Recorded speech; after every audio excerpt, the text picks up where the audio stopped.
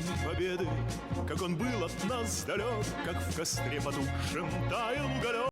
4 жыл бою тынчтык шаңы тыйылып, тирүүлүккө согуш тарты жабышкан, жап-жаш бойдон далай жоокер кырылып, жер алынып жай табышкан.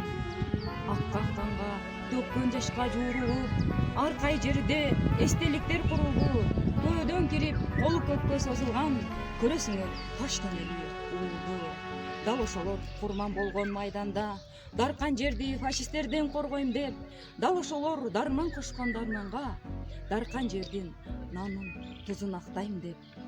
Аянттарда күйүп турат от болуп, курман болгон жоокерлердин көздөрү, эскергиле ошолорду көргөндөр, эстегиле жок болсо да өздөрү. Бул ата мекенин согушка биздин Орто Азия элинин 100дөн ашуун жоокер кан майданга аттанган. Алардын 78 жоокер өз мекенине кайтпай калган. 30дан ашуун жоокер согуш майданынан өз мекенине кетишкен. Баатыр агаларыбыз согуш өткөндө 75 жыл болсо да арабызда жок. Алардын жаркын элеси биздин жүрөгүбүздө басып калат. Шартка байланыштуу мамлекеттик деңгээлде өткөрө албасак дагы ар бир үй бүлөдөн бул ата мекендин согуштук катышуучуларына майрамдык маана айтылган. Тыптыш жаткан элиме душман келип кол салды. Кейпил жаткан жеримде кандуу согуш башталды. Танк алдына тайманбастан барышты. Эл жер үчүн душман менен атышты. Эч тайманбас биздин баатыр аталар эле бизге жемиш менен кайтышты. 75 жылдыга толушмайда белгиленип атат. Буга карата мен атамды эстеп койбосом болбойт. Менин атам 1922 жылы 10 мартта Орто Азия мурунку Акбаш айында жарык дүйнөгө келген. 7 классы бүткөндөн кийин Жалал Абад шаарындагы Айчарба техникумда бухгалтерден кесипке болуп, кайра Орто Азия колхозундагы Суранбаев жетекчилигинде бухгалтер болуп иштеген. Анан 1942 жылдан кийин согушка чакырылып, согушка туура немеге барып, азыр деңине чейин жетип, ал жерден тургандан кийин билимине карап туруп, Москва шаарына 6 айлык курска жөнөткөн. Ал 6 айлык курсты бүткөндөн кийин ага офицер бергенден кийин лейтенанттын звание алат дагы, андан кийин согушка катышат. Согушка Курский дуага катышып, андан ары Украина, Болгария, Румыния, Польшага чейин барат. Андан жүрүп өтүп, Берлинге чейин жетип, андан туура жогору Гамбург шаарына жеткен. Согуштан кайткандан кийин ал кишиге 30га жакын медалга ээ болгон. Стандан 12 жолу алкыш алган. Стандын кону менен. Андан кийин ал Жуков ордени менен, Эрдүк ордени менен Варшаваны бошоткон тууралуу, Берлинди бошоткон тууралуу, эмгектеги артыкчылыгы үчүн, элинин согушка катышкандыгы үчүн бир 40га жакын медалга ээ болгон.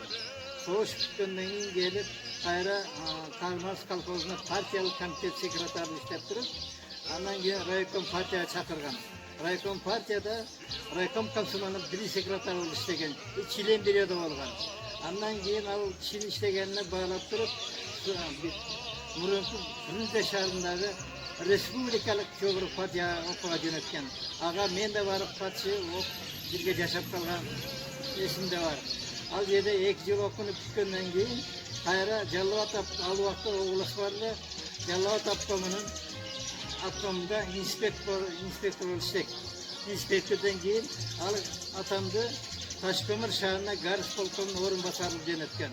Ал жерде 4 жыл иштегенден кийин кайра Сузак райком партиясына келип, райкомдо иштеп атканда колхоз суранычы боюнча Кармас колхозуна партиялык комитетинин секретары иштеген.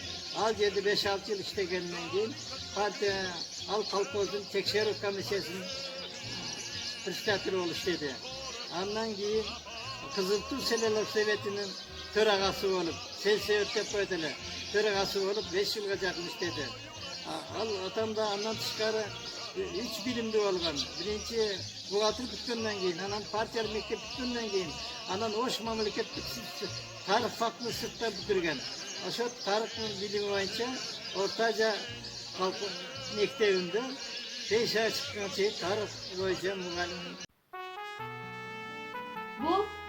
Bu suretteki çoğu atamının atası Tokomat Pasrankov 1942 жылы Улуу Ата Мекен согушунда 22 жашында кеткен экен. Кайра 1943 жылы сол колун жайдар болуп өз мекенине кайтып келген. Менин чоң атам Токомат Pasrankov Карл Маркс колхозунда өмүр бою бухгалтер болуп иштеген. 1980 жылы 60 жашында бул үйдөн кайткан.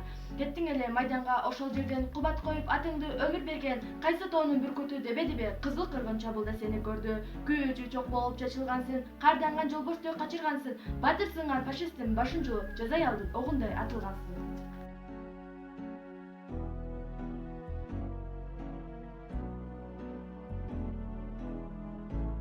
Zaten Abdülresul Abdülrezzak 44. değil mi? 24. yıl 24. Ağustos terörü rivayet patladı.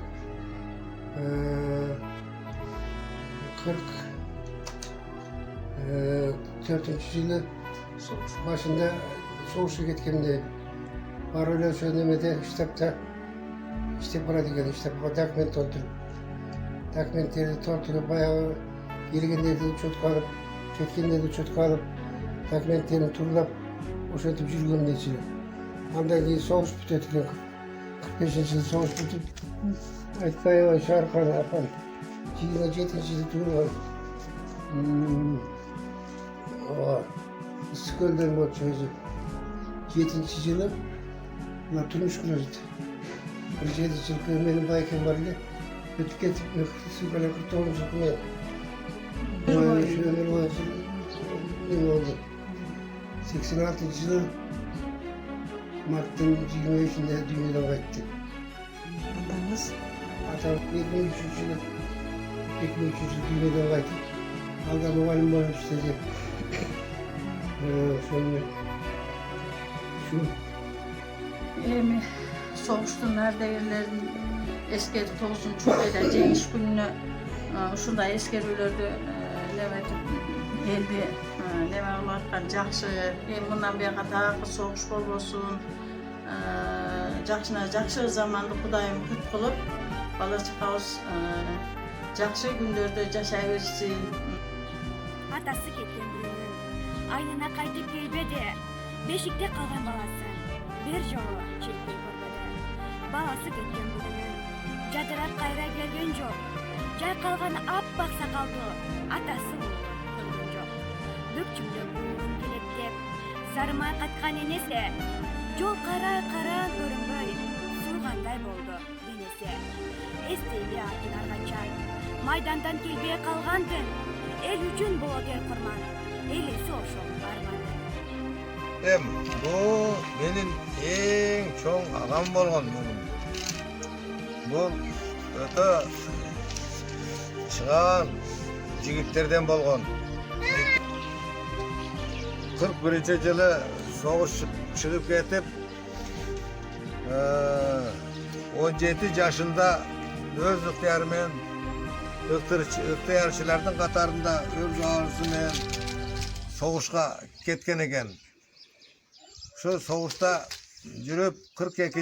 yılda kaysyıl aylar eken bilbeyim şu kara ağız gelgen eken.